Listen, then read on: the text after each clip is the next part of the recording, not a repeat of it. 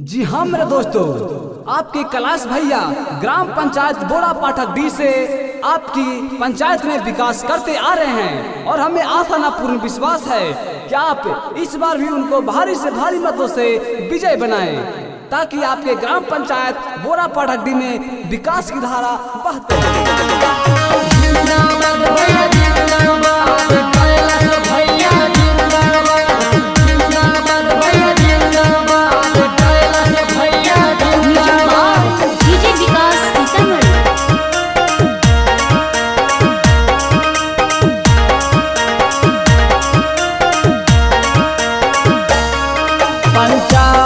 समिति से खाड़ा हाथी कैलाश भैया अपन उम्मीदवार।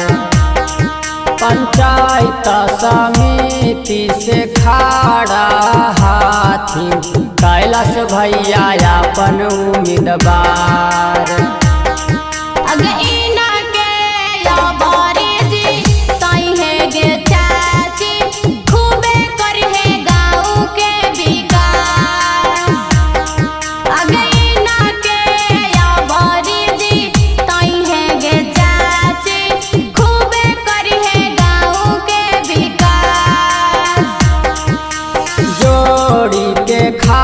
दोनों हाथावा गे दीदी कैलाश भैया मांगथिन आशीर्वाद। अरे गरीबाना दुखियन पर देथुन ध्यानमा विजयी बनई है ये हो बार।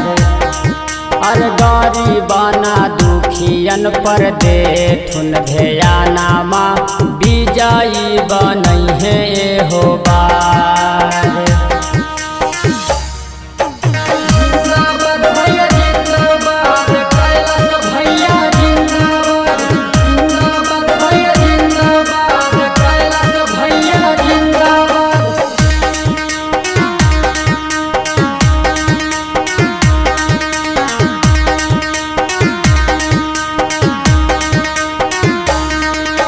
ग्राम पंचायत बोड़ा पाठक डी से फिर से जीतई है एक बार।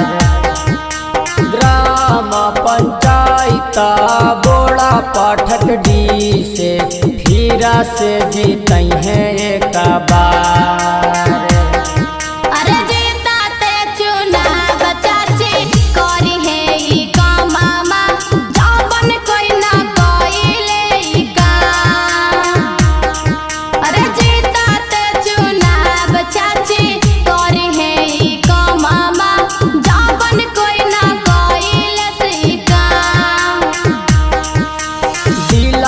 के सच्चा हाथुन नेताई महान जी देथुन चाची सब पर ध्यान। अहो पंचायत समिति चाचा इनके बनाई हा खूबे करथुन गाँव में विकास।